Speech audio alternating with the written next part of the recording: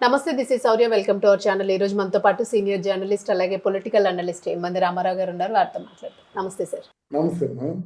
Sir, ఎప్పుడైనా ప్రజలకి ఒక ఓటేస్తున్నాము లేదో ఒక నాయకుడు వస్తే మాకున్న కష్టాలు తీరుస్తాడనో, లేదా వాళ్ళకి ఏదైనా గ్రామస్తులు అయితే వాళ్ళకి ఏ రోడ్డు వేస్తాడనో, మంచినీటి కుళాయిలు వేస్తాడనో, ఇట్లాగా ఏదో ఒక నమ్మకం ఉంటుంది. ఆ నమ్మకంతోనే వాళ్ళు గెలిపించుకుంటారు.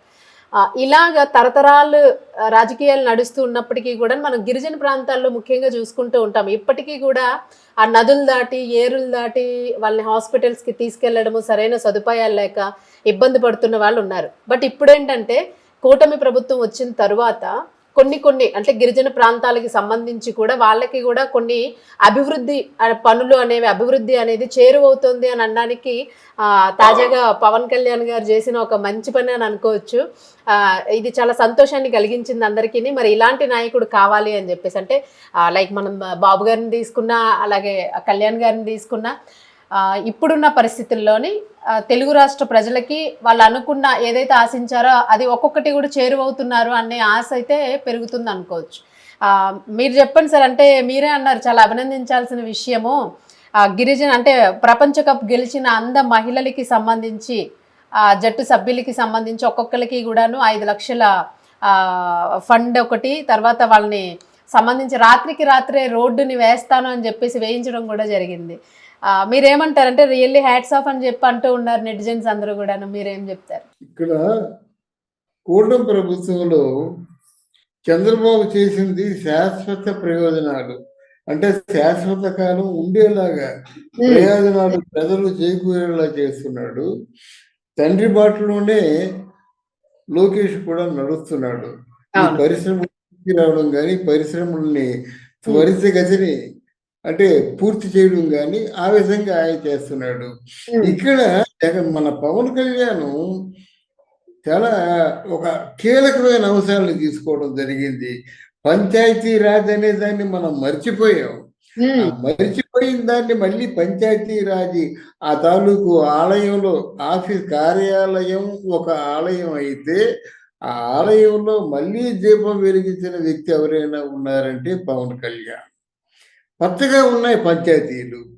అలాగే ఒక చోటకి వెళ్ళినప్పుడు తంబలహట్టి అనే ఒక గ్రామంలో వెళ్ళినప్పుడు దీపిక అనేటువంటి క్రికెట్ అంధ మహిళ క్రికెట్ జట్టుకేమో ప్రధానంగా ఉన్న వ్యక్తి మాట.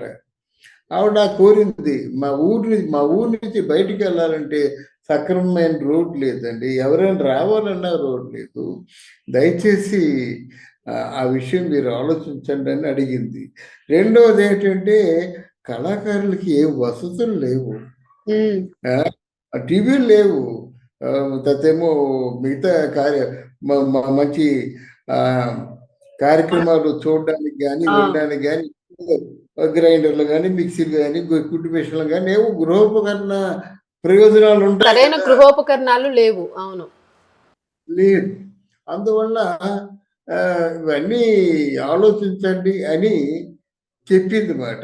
చెప్పడం అందరూ చెప్తారు, దానికి తలవపడం అందరూ తలవుతారు. కానీ పవన్ కళ్యాణ్ రావడంతోనే తన సొంత సంపాదనలోంచి 84 లక్షల రూపాయలు కేటాయించడం జరిగింది. ఇందులో క్రికెట్ టీంలో ఉన్న వాళ్ళందరికీ కూడా అంధ మహిళలు, వీళ్ళందరూ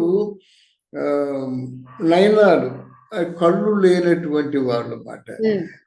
దీని వాళ్ళు నడవడమే చాలా విచిత్రం. అటువంటిది క్రికెట్ ఆడడం ఇంకా విచిత్రం. అటువంటి క్రికెట్ ఆడుతూ ప్రపంచ కప్పుని గెలుచుకోవడం అన్నది నిజంగా విషయం అన్నమాట. ఎందుకంటే కళ్ళు లేకుండా ప్రపంచాన్ని జయించారు వాళ్ళు, విజేతలు అయ్యారు, మనసుతో చూశారు, బుద్ధితో నిర్ణయాలు తీసుకొని ఆ గేమ్లో నిలబడ్డారు. కనుక వాళ్ళకి నిజంగా 84 లక్షలు కాదు, ఎంత ఇచ్చినప్పుడు కూడా వాళ్ళ తాలూకు ఆ త్యాగం అన్నారు. ఏమైనా ఏ బంతి ఎక్కడో తగిలింది అనుకోండి, ఏమవుతారు చెప్పండి? ఏ నుదురుకో తగిలి పగిలిపోతుంది. అందువల్ల వాళ్ళకి క్రికెట్ ఆడిన ప్రతి ఒక్కరికి ఒక 5 లక్షల రూపాయలు ఇవ్వడం, ఆ క్రికెట్ని ఆ కోచ్గా ఉన్నటువంటి వ్యక్తికి ఒక 2 లక్షల రూపాయలు ఇవ్వడం, వీరందరికీ కూడా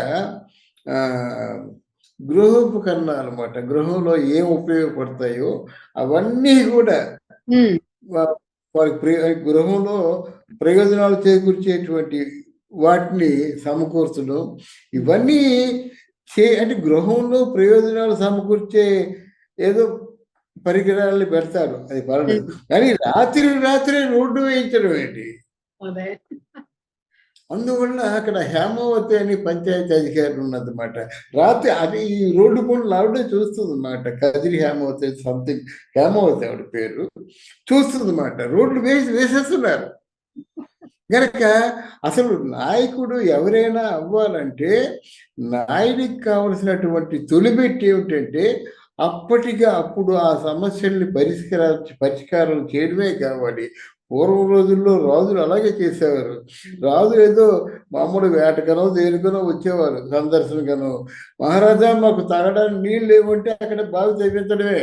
అవును. ఆ బావి తవ్వించడానికి రోజులుగా టైం అప్పటికప్పుడు చేయించేవారు అన్నమాట. అలాగా ఇక్కడ అప్పటికప్పుడు వాళ్ళ తాలూకు కోరికలు తీర్చినటువంటి వాడే నిజమైన నాయకుడు.